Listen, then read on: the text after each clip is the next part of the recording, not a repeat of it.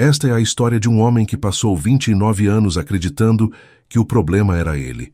Imagine crescer em uma casa onde o amor é racionado, onde o prato de comida do seu irmão é sempre mais cheio e o seu quarto é o depósito da casa.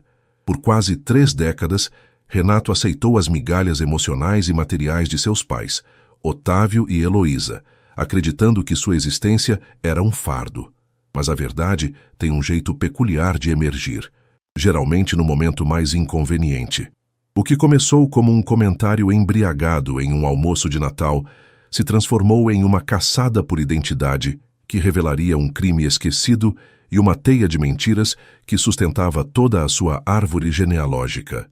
Prepare-se para um relato sobre a busca por justiça em meio aos escombros de uma família construída sobre o engano.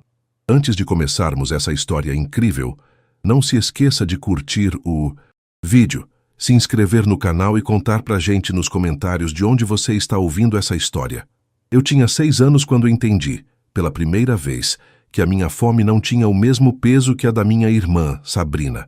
Lembro-me perfeitamente do cheiro do bife acebolado que minha mãe, Estela, preparava na nossa cozinha em uma tarde quente de verão, no interior de São Paulo. O som do chiado da carne na frigideira parecia uma música para o meu estômago vazio. Mas quando nos sentamos à mesa de jacarandá, o prato de Sabrina veio transbordando. Arroz soltinho, feijão por cima, uma batata frita dourada e o bife macio, cortado em tiras perfeitas. Para mim, meu pai, Rodolfo, estendeu um prato com uma colher murcha de arroz, o fundo do feijão que já estava começando a queimar e um pedaço de gordura que sobrara da limpeza da carne. Coma tudo, Bernardo. Não. Desperdice o que lhe damos, disse ele, sem sequer desviar os olhos do telejornal. Essa foi a tônica dos meus 29 anos de vida. Cresci em uma casa onde o privilégio tinha nome e sobrenome. Sabrina. Enquanto ela dormia em um quarto amplo, com ar-condicionado e paredes adornadas com fotos de suas viagens e conquistas, eu ocupava o que costumávamos chamar de quarto dos fundos. Era, na verdade, um depósito de ferramentas e malas velhas transformado em dormitório, onde o cheiro de mofo lutava diariamente contra o odor do desinfetante barato que eu mesmo usava para limpar o chão. Não havia fotos minhas nas paredes da sala. Se um estranho entrasse na nossa casa, juraria que Rodolfo e Estela tinham apenas uma filha. Eu era uma espécie de fantasma que prestava serviços. Era eu quem lavava o carro aos sábados, quem capinava o jardim sob o sol de 40 graus e quem buscava as encomendas de Sabrina nos correios enquanto ela fazia as unhas.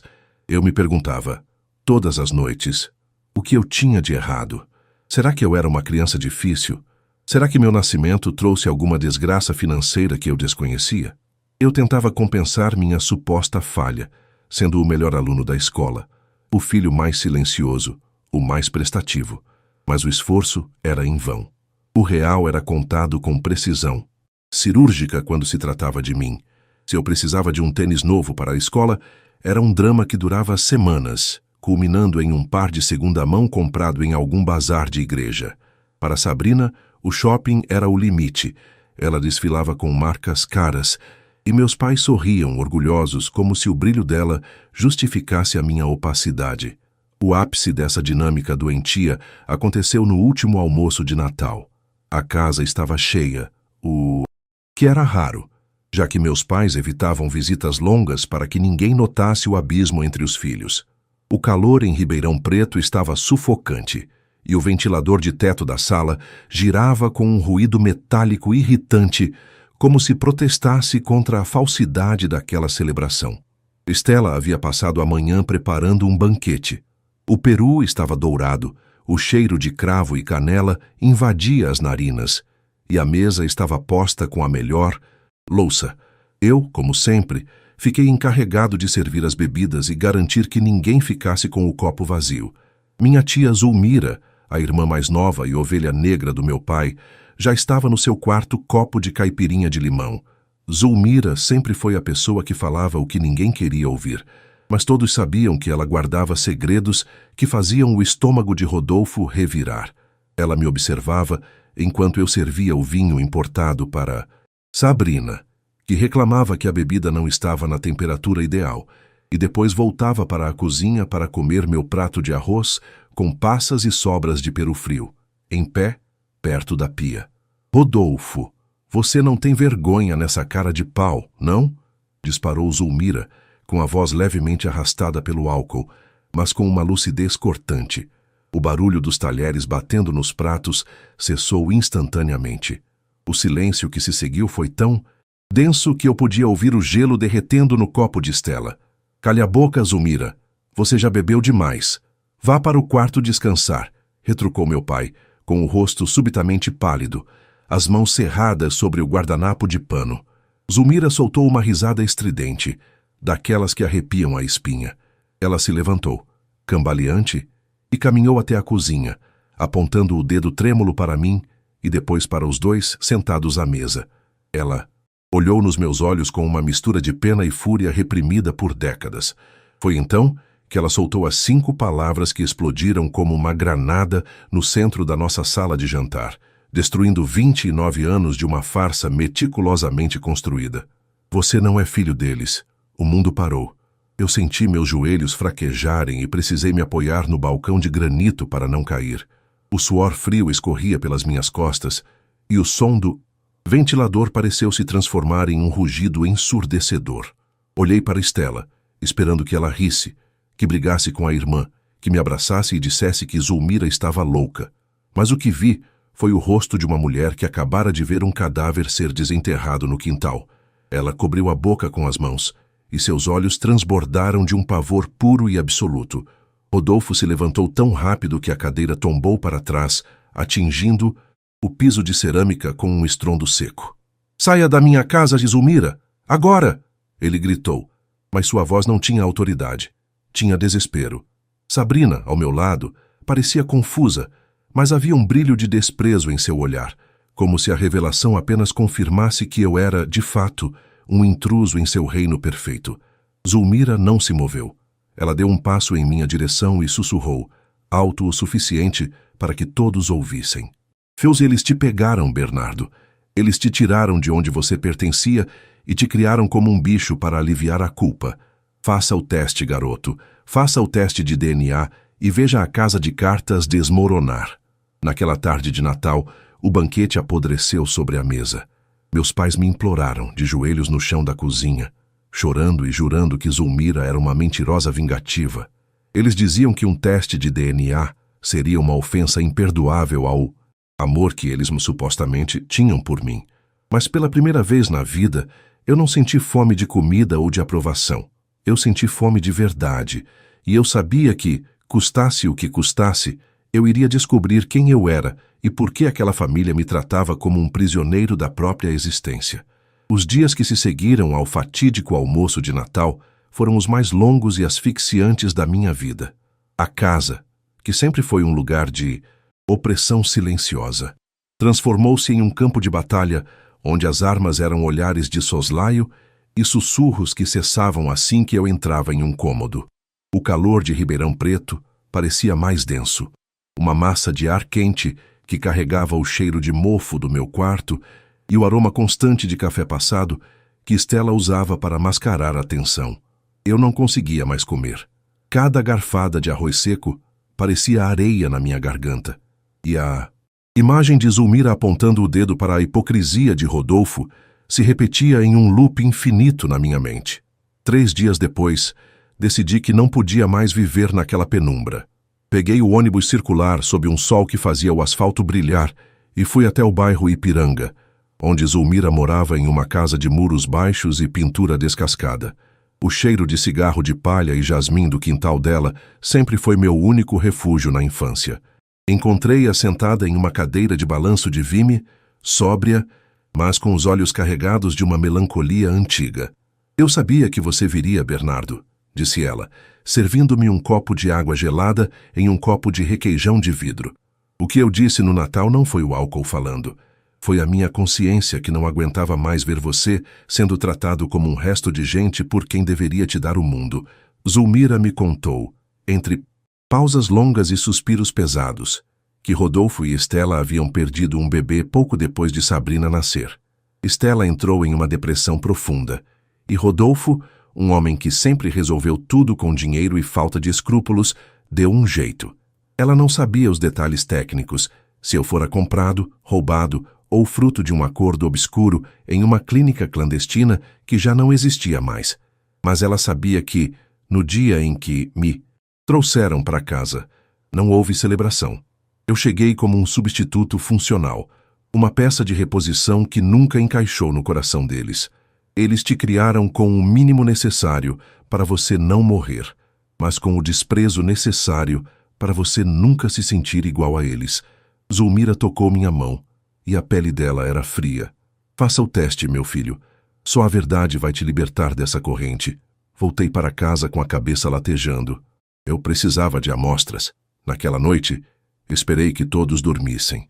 O som do ar-condicionado de Sabrina no andar de cima era um zumbido constante, um lembrete do conforto que eu nunca tive.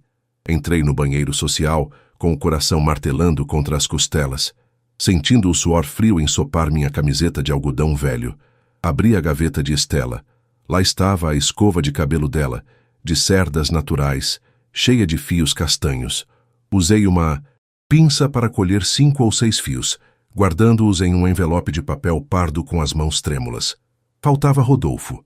Fui até a cozinha e encontrei o copo de uísque que ele deixara sobre a mesa lateral antes de subir. Havia um resto de líquido âmbar e as marcas nítidas de seus lábios na borda de cristal.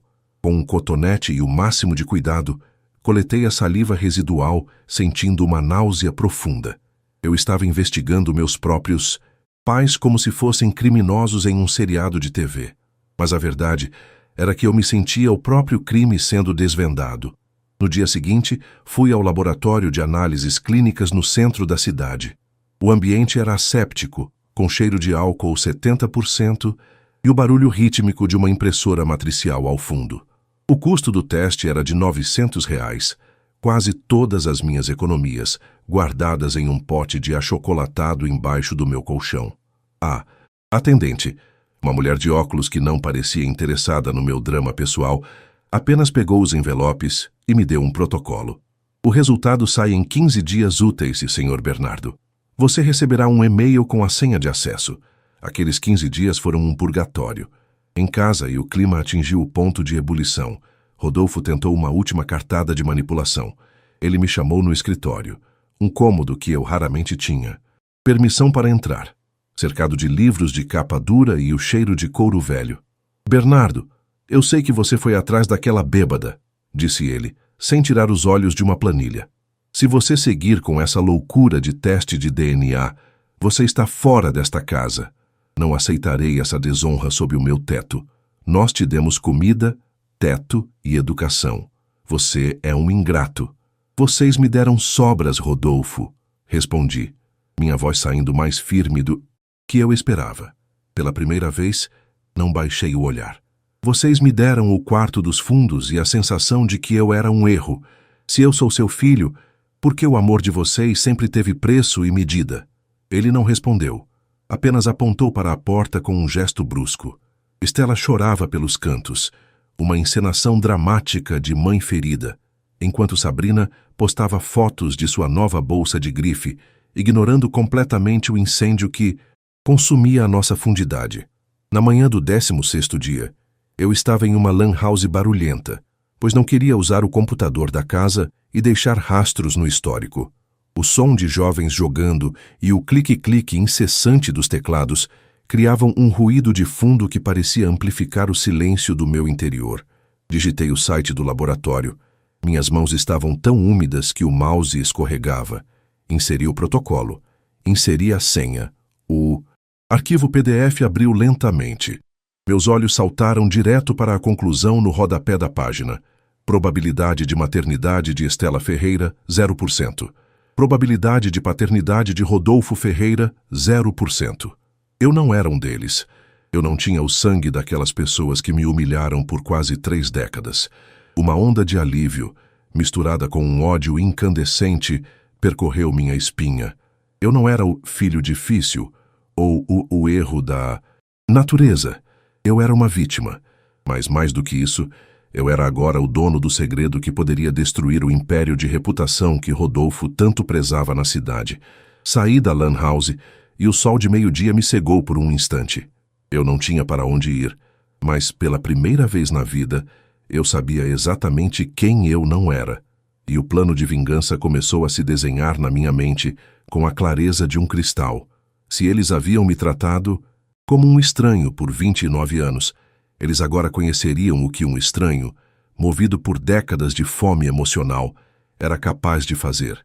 Caminhei de volta para aquela casa que nunca foi minha, sentindo o peso do papel impresso no bolso de trás da calça.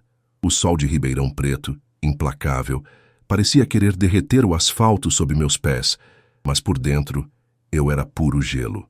O suor que escorria pelas minhas têmporas não era de calor, era da adrenalina que pulsava em cada terminação nervosa.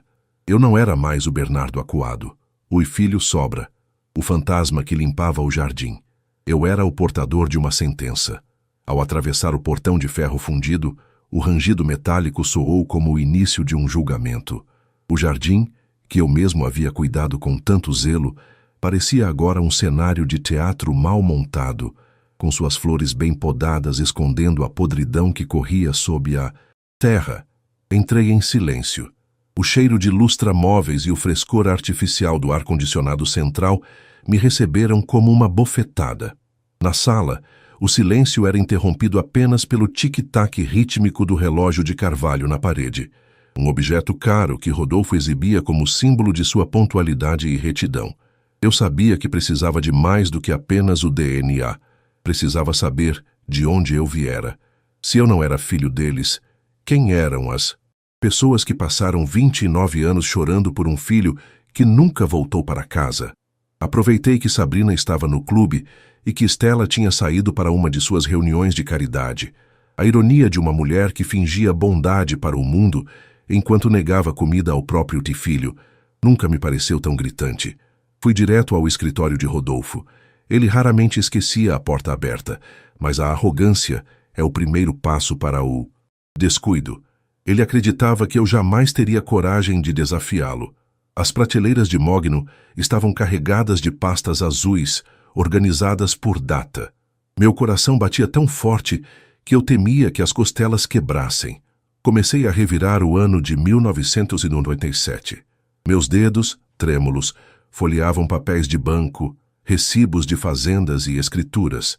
Foi então que encontrei uma pasta parda, sem etiqueta, escondida atrás de uma coleção de leis tributárias. Dentro dela, não havia documentos oficiais, mas recortes de jornais da época, amarelados pelo tempo e com aquele cheiro característico de papel velho e esquecido. A manchete de uma folha local de outubro de 1997 me fez perder o fôlego. Recém-nascido desaparece de maternidade pública após apagão. Havia uma foto granulada em preto e branco de uma mulher jovem, com os olhos inchados de tanto chorar, segurando uma mantinha vazia. O nome dela era Clarice.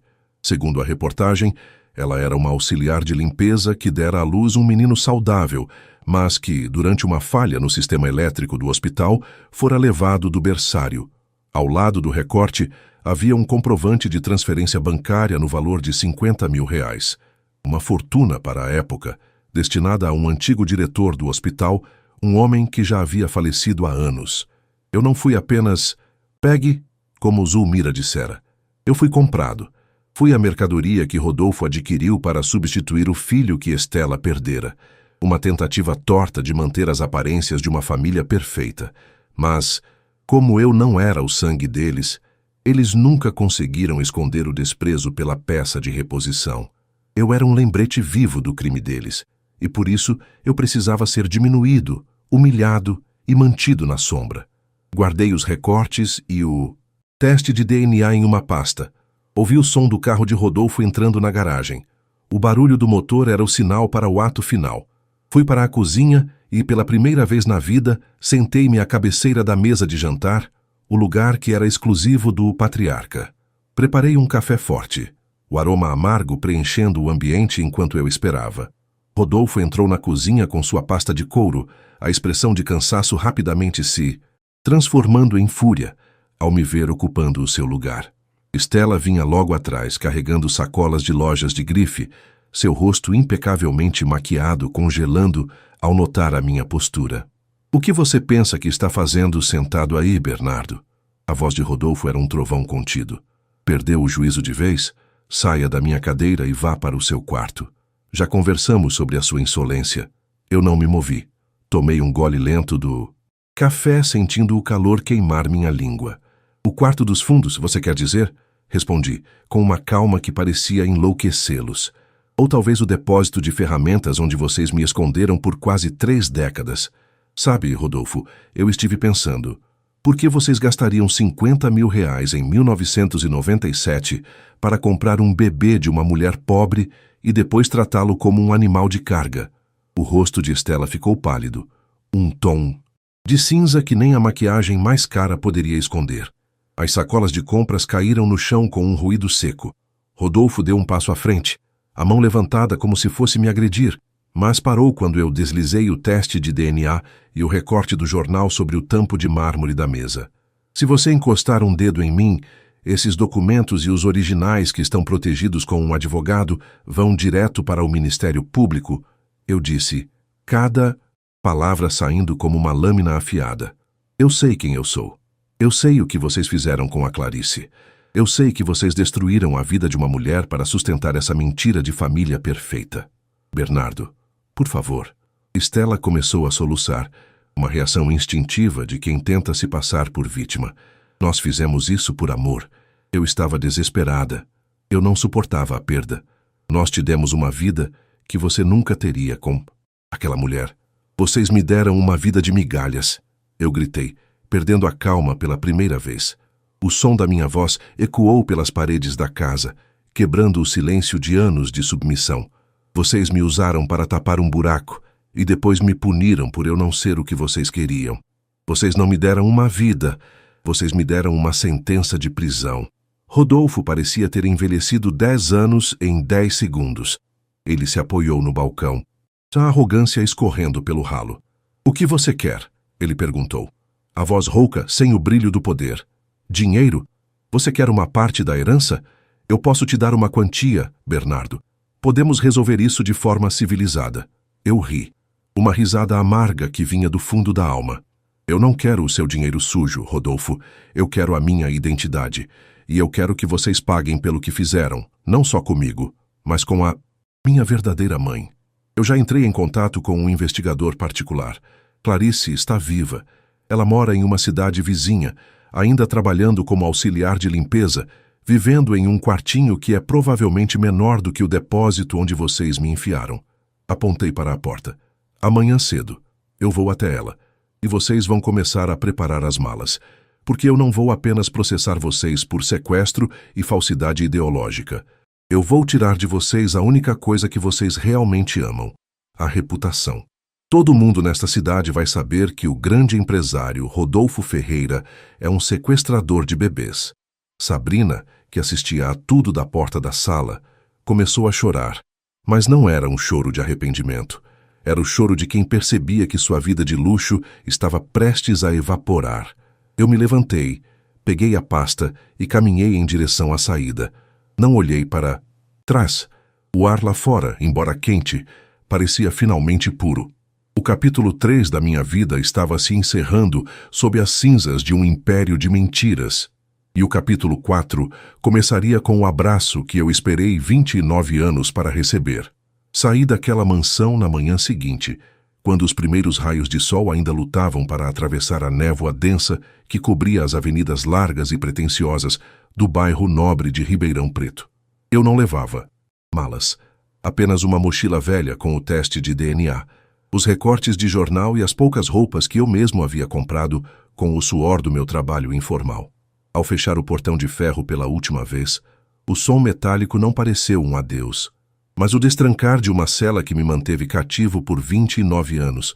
O ar da manhã estava fresco, mas eu sabia que, em poucas horas, o calor seria sufocante. No entanto, pela primeira vez na vida, eu não me importava com o clima. Eu tinha um destino. Peguei um ônibus intermunicipal na rodoviária. O cheiro de óleo diesel, café de garrafa térmica e pão na chapa que impregnava o terminal era, para mim, o perfume da esperança. Sentei-me perto da janela, observando a paisagem mudar conforme deixávamos os condomínios de luxo para trás. O asfalto dava lugar a terras roxas, canaviais infinitos que balançavam com o vento, como se estivessem sussurrando segredos guardados por décadas. Meu coração batia num ritmo frenético, uma percussão descompassada que ecoava nos meus ouvidos. Eu estava indo para Sertãozinho, a apenas alguns quilômetros dali, mas parecia que eu cruzava um oceano para encontrar um continente desconhecido, a minha própria origem. Encontrar o endereço de Clarice não foi difícil. O investigador que contratei havia sido preciso. Ela morava em um bairro de periferia, onde as casas eram coladas umas às outras e as ruas eram estreitas, com crianças correndo atrás de bolas de plástico e o som de rádios de pilha tocando sertanejo raiz. Parei diante de uma casa pequena, pintada de um azul já desbotado pelo sol, com um jardim modesto, mas impecavelmente cuidado. Haviam 11 horas de várias cores e um pé de arruda perto do portão de madeira. Respirei fundo, sentindo o cheiro de sabão em pó e amaciante barato que vinha do varal nos fundos. Quando bati palmas, uma mulher saiu pela porta lateral. Ela usava um avental sobre um vestido simples de chita e segurava uma flanela. O tempo tinha sido cruel com ela, gravando sulcos profundos em seu rosto. Mas quando nossos olhos se cruzaram, o mundo simplesmente parou. Eram os meus olhos.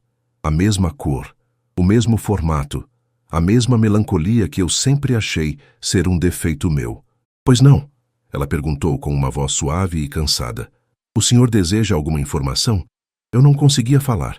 Minha garganta parecia fechada por um nó indissolúvel. Lentamente, tirei o recorte do jornal de 1997 da pasta e o estendi para ela através do portão. Quando Clarice viu a foto do bebê desaparecido e a manchete sobre o apagão na maternidade, suas mãos começaram a tremer violentamente. A flanela caiu no chão de cimento. Ela olhou para o papel, depois para mim e novamente para o papel. Quem é o senhor? Ela sussurrou, as lágrimas já inundando seus olhos claros.